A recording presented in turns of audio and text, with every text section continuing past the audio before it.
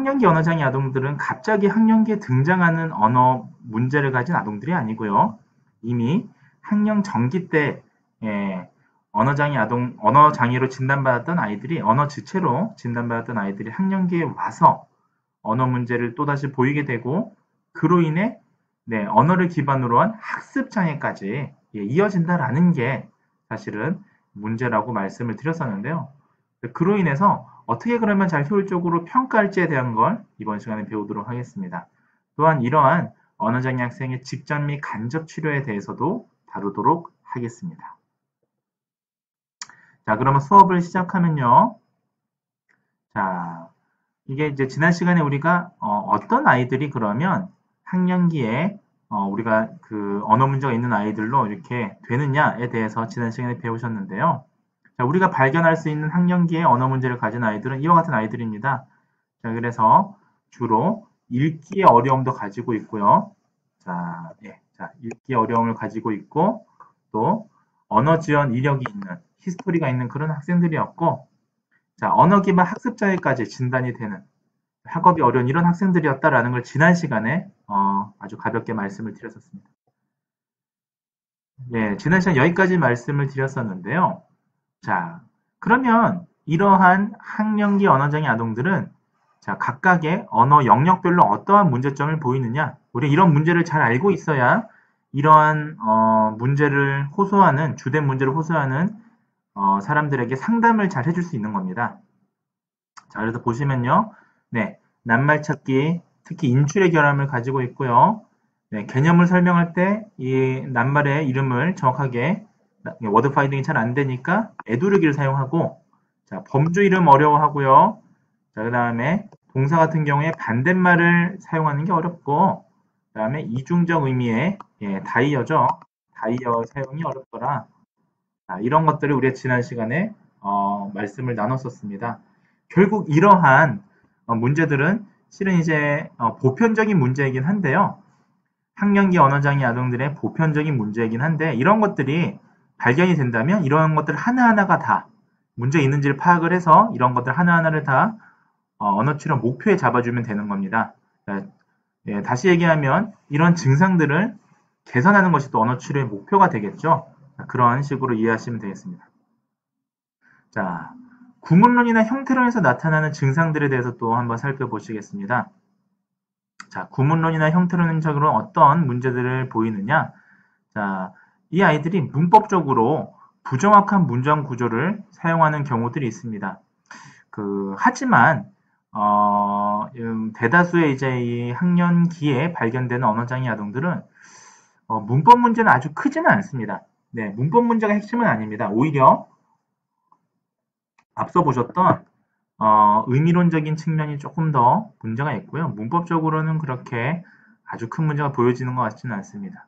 다만 이 아이들은 이 학령기 언어장애 이 아동들은 어떤 문제를 보이느냐? 복문보다는 단문을 주로 사용한다는 게 문제입니다. 자, 이 아이들이 사용하는 그 언어 샘플을 좀 분석을 해보면요. 어떠한 공통점을 발견할 수 있냐면 복문의 사용이 굉장히 적다라는 거죠. 자, 우리가 복문하면 복문이 어떤 건가요? 네, 2개 이상의 절이 사용된 문장을 우리가 복문이라고 그러죠. 2개 이상의 절이 사용된 문장. 이걸 우리가 복문이라고 하지 않습니까? 뭐 안긴 문장도 있고 뭐 이은 문장, 연결된 문장도 있죠. 자, 이런 것들을 잘 사용하지 못한다라는 게 학령기 언어장애 아동들의 특징입니다. 왜 못하느냐? 자, 밑에 복잡한 문법 구조에 대한 이해가 부족하기 때문이죠. 자, 복잡한 문법 구조에 대한 이해가 부족하기 때문입니다. 자, 그래서 갑자기 이런 복문을 사용할 수가 없어요. 어느 날 단문을 사용하다가 갑자기 뭐 복문을 사용하는 게 아닙니다. 이 복문을 사용하기 위해서는 복문을 위한 연결 표지 이런 것들이 등장을 해야 됩니다. 예컨대 뭐 접속사라든지요, 연결어미라든지 이런 것들이 잘 나와야 사실은 복문이 나오죠. 그래서 여러분들이 만약에 이제 이런 학령기 언어장애 아동들을 상담하거나 치료하게 되실 때 구문론이나 형태론에서 이런 문제들이 나타나기 때문에 결국에는 나중에 이런 문제들이 나타난다면 또 치료를 하기 위한 또 단계로 잡아주시면 되는 겁니다. 자, 그 다음엔 화용로에서 나타나는 증상입니다. 사실 이 시기의 아동들은 가장 눈에 띄는 문제가 뭐냐? 바로 화용론이죠. 자, 그래서 제가 지난 시간에 서두에 화용장애라고 하는 PLI, Problematic Language Impairment에 대해서 그 예시를 들었었는데요. 아무래도 이 시기에 가장 두드러지는 문제 중에 하나는 화용적인 문제입니다. 실은 학령기 언어장애 아동들이 언어치료실을 내원할 때 주변 사람들에게 이제 그 증상을 얘기를 듣고 내원을 하잖아요. 내원을 할 때 부모님들이 가장 문제로 호소하는 부분이 뭐냐 하면 화용적인 부분입니다. 그러니까 아이가 뭐 반대말을 잘 사용하지 못해요. 아이가 뭐 적절하게 단어를 잘 떠올리지 못해요. 보다는 아이가 뭔가 대화를 하는 기술이 떨어집니다. 또는 아이가 하는 말을 잘 이해하지 못하겠어요. 라는 식으로 의뢰가 많이 들어온다는 거죠. 자, 그 얘기는 반대로 얘기하면 화용론이 이 아이들에게 나타날 수 있는 가장 빈번한 증상, 주된 증상 중에 하나라는 겁니다. 자, 쓸모없는 표현이라든지 청자가 이미 들었던 정보를 사용한다. 자, 청자가 이미 들었던 정보를 계속 사용하는 이런 것들은 화용적인 문제입니다. 이미 알고 있는 내용들을 계속 장황하게 얘기하는 거죠. 자, 이게 다시 얘기하면 장황하게 얘기하는 거예요.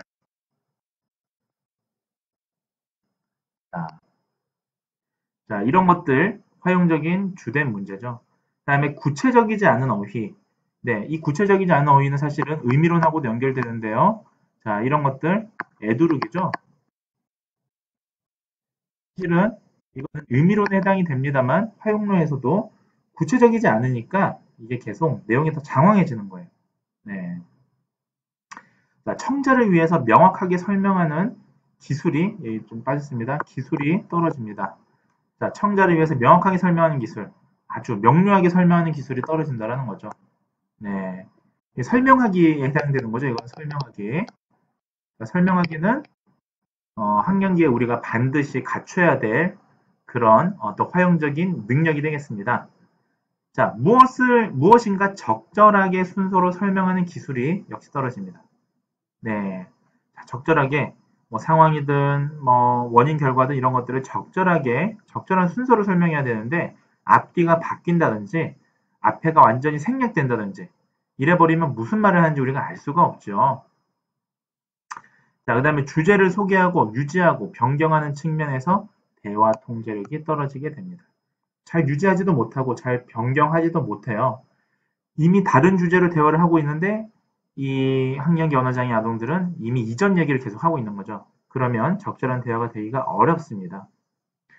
자, 이런 것들이 화용론에서 나타나는 주된 증상이고요. 우리가 이런 문제가 있다면 이 시기에 다른 문법이나 문장이나 뭐 형태론적인 문제가 없더라도 이런 문제가 있다면 학령기 언어장애라고 의심할 수가 있는 겁니다. 자, 상담 시에 이런 문제들이 혹시 있는지도 한번 파악을 해봐야 되는 거죠.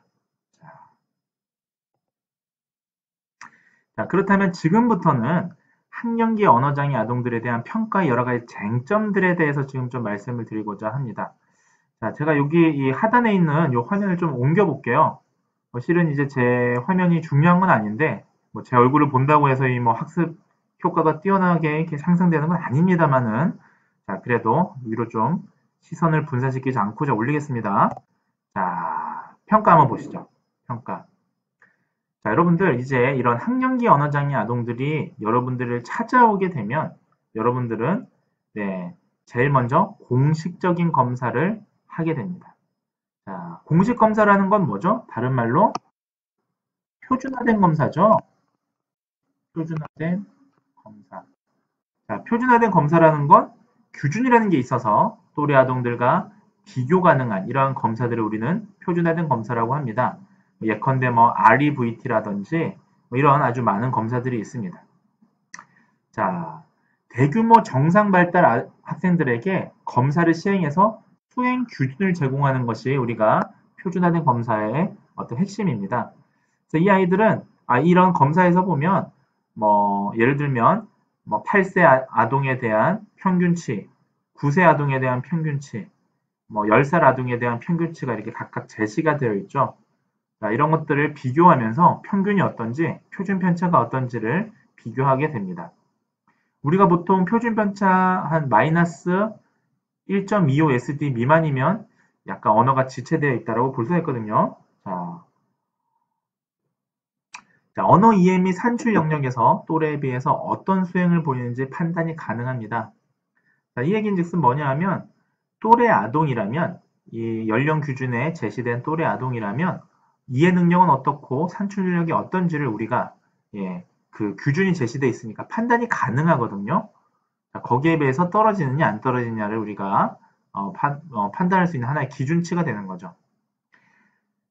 자, 언어의 모든 측면을 평가할 수 있으며 평가의 일부로 사용하기만 된다는 말만으로도 충분하다. 네, 이 말은 무슨 말이냐면요. 공식 검사가 보통 이제 언어의 뭐 수용 언어적인 측면, 표현 언어적인 측면 이런 것들이 이제 많이 나와 있습니다. 자, 그래서 그런 것들을 이용해서 이 아동의 어떤 현재 수준들을 파악하게 되는 거죠. 근데 문제가 뭐냐면요. 실은 이제 큰 문제가 뭐냐면 일단 제 생각에는 두 가지가 문제인데 하나는 한국어로 이제 그 출판된 이런 특히 학령기 아동을 대상으로 한 표준화된 검사 좀 부족합니다. 부족하고요. 두 번째 문제는 뭐냐 하면 주로 그와 같은 검사들이 뭐 어휘나 의미론적인 측면에 많이 맞춰져 있지 실은 활용 측면이라든지 이야기 측면 이런 것들을 이렇게 미세하게 파악하는 그런 검사가 좀 부족합니다. 그러니까 참 아이러니컬하게도 이 시기에 아동들의 가장 두드러지는 문제가 활용 능력임에도 불구하고 이 시기의 활용 능력, 이 시기에 이제 내원하는 학령기 언어장애 아동들에 대한 활용 능력을 판단할 수 있는 그런 검사가 많지 않다라는 건 좀 아이러니컬한 일입니다. 자, 어쨌든 공식 검사를 사용해서 우리가 평가를 하게 되죠. 앞서 말씀을 드렸지만 공식 검사만으로는 아주 다양한 어떤 영역을 다 살펴보는 그런 공식 검사가 우리나라에는 많지가 않기 때문에 임상에서는 어쩔 수 없이 비공식 평가라는 것을 진행을 하게 됩니다. 자, 비공식 평가는 규준이 없어요. 네, 또래 아동의 평균치는 이렇다, 뭐 그런 내용은 없습니다. 다만 대상자에 대한 언어 및 의사소통 능력에 대한 직관, 이 사람에 대한 세부적인 내용들을 알 수 있는 거죠. 자, 특히나 우리가 공식 검사는 모든 아이들이, 모든 대상자들이 똑같은 상황에서 수행된다. 즉, 이 사람들에게는 이런 정도의 내용은 알아야 된다라는 측면에서 평가가 구성되어 있는 반면에 비공식 평가는 다양하게 대상자에게 적합하게 구성해서 쓸 수가 있습니다. 자, 그러다 보니까 뭐 포얼 같은 이런 학자들은 치료와 학업 수행에 직접 연관되어 있는 정보를 실은 공식 검사보다 비공식 평가가 훨씬 더 많이 제공한다라고 주장을 하고 있습니다. 저도 임상에서 이렇게 치료를 진행하다 보면 공식 검사로 얻을 수 있는 정보도 물론 많이 있습니다만은 실제로는 비공식 검사를 통해서 많은 정보들을 얻곤 합니다. 다만 이제 비공식 검사는 뭔가 이렇게 또래 아동들하고 비교를 할 수 없기 때문에 또 향상되는 측면이 어떻다로 얘기할 수는 없지만 그래도 대상자의 지금 현재 수준이 어떤지를 정확하게 파악을 해주는 그런 좋은 검사가 되죠. 그래서 이제 종합하면 학령기 언어장애 아동들에겐 공식 검사 그리고 비공식 검사 각각 수행될 수 있다라는 것이 네, 요점이 되겠습니다. 자, 우리가 철저한 평가, 아주 좋은 훌륭한 평가를 위해서는요. 언어치료사는 우리가 대상 내담자들의 어휘나 문장 구조, 어미, 그리고 다양한 문맥에서의 언어 사용 능력을 검사해야 됩니다. 자, 우리 특히 이런 다양한 문맥에서의 언어 사용을 검사하려면 표준화된 검사는 좀 어렵죠. 그래서 문맥 검사라는 것들 자체가 비표준화된, 즉 비공식 검사가 되겠습니다. 그래서 표준화된 검사와 비공식 검사를 특정 단어가 주어졌을 때 이렇게 아동이 이런 낱말 산출이나 인출 능력뿐만이 아니라 의미론적 요소입니다. 요소를 이해하는 능력을 종합적으로 평가할 수 있도록 해야 합니다. 그래서 우리는 공식 검사만 쓸 게 아니라 제가 거듭 강조를 합니다만 비공식 검사도 함께 어우러져서 대상자의 어떤 정확한 내용을 잘 볼 수 있도록 해야 된다라는 것이 이 상담 수업에서의 좀 핵심이 되겠습니다. 자, 이 수업을 듣는 사람들이 이런 질문들 많이 하세요. 뭔가 이렇게 좀 내용들이 다 다른 과목에서 조금씩 배웠던 내용들이 좀 중첩이 되면서 근데 좀 겉핥기식으로 진행되는 것 같습니다 라고 얘기하시는 분들이 많은데 그렇지 않습니다. 자, 이 수업은 의사소통 장애를 상담할 때 우리가 필요한 그런 지식들을 요구하는 수업이에요. 여러분들이 만약에 그 대상자가 또는 예컨대 학령기 언어장애 아동의 보호자와 상담을 하게 됩니다. 이때 여러분들이 어떤 아주 이론적이고 아주 정교한 얘기들을 나눈다면 부모님들이 하나도 이해할 수가 없어요. 자, 그래서 예컨대 어머님들에게 앞으로 평가가 어떻게 진행될지 그리고 장애 아동의 원인은 무엇인지 또 앞으로 어떤 점을 주의해야 되는지 또 간접 치료는 어떻게 진행되는지 이런 것들을 상담하기 위해서 좀 더 이 핵심적인 내용을 좀 위주로 진행이 되는 것들입니다. 그러니까 여러분들이 아주 세세한 나무만 볼 게 아니라 큰 숲을 보는 그런 이제 과목이 의사소통 장애 상담 과목이거든요. 그렇게 좀 이해를 하시면 되겠습니다. 자, 그럼 언어 영역을 평가할 때, 자, 어떻게 하느냐? 자, 먼저 구문 능력하고 구문 산출을 나눠서 각각 평가를 하면 좋습니다. 자, 문법적인 복잡성이 다양한 지시를 따르게 하는 거죠. 자, 문법적 복잡성, 예를 들면, 단문도 있을 수 있고요. 또는 공문도 있을 수 있고요. 네, 이런 것들을, 다양한 지시들을, 과제를 잘 이게 수행하는지 이런 것들을 평가하는 겁니다. 자, 구문 산출적인 측면에서는 대화나 설명 과제를 수행하게 합니다. 자, 그래서 학생이 산출한 문장 유형과 문법적 오류의 목록을 작성해서 잘 평가할 수 있도록 도와주는 것이 핵심이 되겠습니다. 자, 이렇게 언어 영역은 평가를 진행하시면 되겠습니다. 자, 이런 것들이 실은 이게 상담이라는 게요. 우리가 평가 결과만 알려주는 게 아니라 자, 이런 평가가 어떤 이유로 수행이 되고 이 평가는 무엇을 보는 평가입니다까지도 상담해서 그 보호자들이나 대상자들에게 얘기를 해준다면 보다 이제 긴밀한 협조를 얻을 수가 있죠. 지지를 얻을 수가 있죠. 그러니까 이런 상담 때 잘 이용을 하시기 바랍니다. 자, 형태론적 이해 능력을 또 평가하기도 하고요.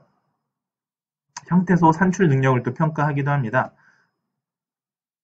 자, 여러분들 형태론적 이해 능력 어떤 과제로 평가를 하느냐? 특정 어미를 나타내는 그림을 가리키도록 요구하는 식의 방법으로 평가를 하게 됩니다.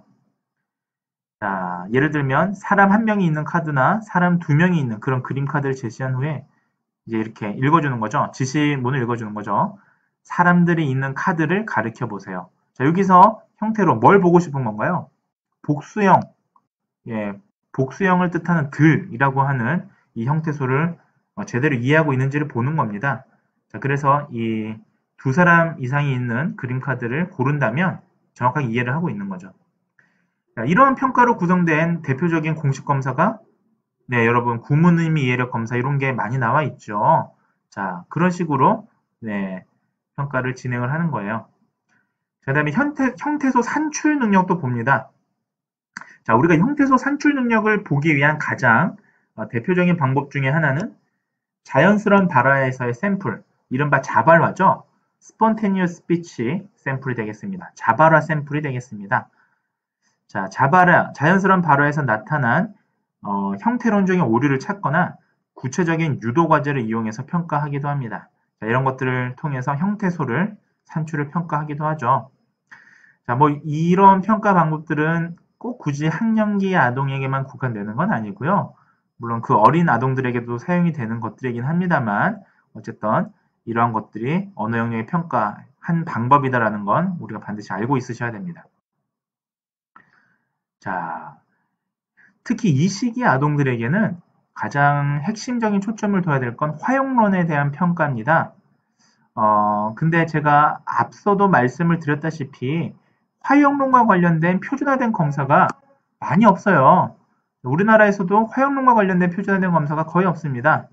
네, 그렇기 때문에 뭐 그림을 자세히 설명하게 한다든지 특정 정보를 제공하도록 요구하는 일련의 특수한 과제를 이용한 자발적 대화로 평가할 수 있습니다. 그러니까 예를 들면 뭐 언어 문제 해결력 검사 이런 것들이 이제 대표적인 학령기 아동의 대상 화용적인 측면을 평가하는 표준화된 검사이긴 합니다만 마찬가지로 그러한 검사들을 좀 잘 응용해서 비공식 검사로 수행하는 경우가 참 많아요. 예컨대 상황이 있는 그림을 알려주고 이걸 묘사해 보라고 하든지 이런 방법들을 잘 찾아보셔서 응용하셔야 됩니다. 자, 만약에 화용 장애가 있는 학생이라면 어떠한 문제를 보이느냐? 네, 포올이라는 사람이 굉장히 유명한 학자입니다. 이 사람이 언어 발달 장애에 관련된 정말 교과서를 쓴 사람인데요. 이런 사람들이 이제 봤더니 종종 문제를 보이고 길이가 더 짧고 순서 문제를 보이고 그러니까 이 사람들이 산출하는 어떤 이야기에는 순서의 문제가 보이고 길이도 짧고 구문 복잡성이 제한돼 있고 그 다음에 이야기 문법 요소가 더 적으며 자, 청자의 관점 고려에 문제가 더 많은 담화를 산출한다. 여기서 이야기 문법 요소 뭐가 있죠? 이야기 문법 배경 대기 사건 시도 내적 반응 결과 이런 것들이 우리가 대표적인 이야기 문법 요소지 않습니까? 자, 이런 요소가 적은 거예요.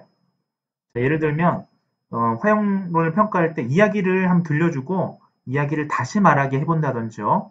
아니면 처음부터 그림을 보여주고 이야기를 해보라고 합니다. 예컨대 뭐 흥부놀부 이야기라고 가정해 봅시다. 자, 배경은 뭡니까? 뭐 착한 흥부와 못된 놀부가 살고 있었습니다. 이런 게 인물을 소개하는 배경이죠. 계기 사건 어느 날 여기서 끝나면 그냥 살고 있는 역사가 돼버려요. 네, 곤란하죠. 역사가 되면 안 되죠. 자, 계기 사건이 있어야겠죠. 반드시 어느 날 착한 흥부, 가난한 흥부에게 제비가 한 마리 떨어진 거죠. 다리가 부러진 제비가 한 마리 떨어진 겁니다. 시도, 흥부는 제비 다리를 고쳐줬습니다. 이게 시도죠. 시도란 내적 반응이 뭐 순서가 바뀔 수 있어요. 그러니까 내적 반응이 먼저 나온다면 흥부는 다리가 부러진 제비를 보고 마음이 아파했습니다. 이런 게 내적 반응이죠. 감정이죠. 감정. 네, 이 독자의 감정이에요. 이거는 독자의. 그 다음에 시도. 다리를 고쳐줬습니다. 결과. 그 결과 제비가 박씨를 물어와서 던져줬고요. 그걸 심었더니 박에서 보물이 나왔습니다. 결과잖아요. 그 이후에 또 계속 그 다음에 계기 사건 또 이어지죠. 놀부는 어쨌다 뭐 이런 식으로요. 자, 이런 이야기를 하는데 만약에 문법 요소가 다 생략됐어요. 자, 만약에 화용장애 아동이라면 착한 흥부와 나쁜 놀부가 살았습니다. 그런데 박에서 보물이 나왔습니다. 이렇게 얘기를 해버리면 중간 내용이 다 생략된 거잖아요. 자, 이렇게 한다라는 거죠. 그래서 이런 부분들에 대해서 잘 파악해 볼 필요가 있다라는 겁니다. 자, 오늘도 역시 시간 관계상 여기까지 진행을 하고요. 여러분들이 특히 이런 화용장애 아동들, 특히나 학령기의 언어장애 아동들을 요즘에는 이제 주변에서 많이 볼 수가 있습니다. 그래서 여러분들이 보다 성숙하고 보다 우수한 언어치료사가 되기 위해서는 이러한 학령기 언어장애 아동들에 대한 아주 내용적인 지식을 잘 파악을 하고 특징들을 잘 알아야 상담도 잘 할 수 있고 치료도 잘 할 수 있을 거라고 생각이 듭니다. 자, 오늘 여기까지 하겠습니다. 경청해 주셔서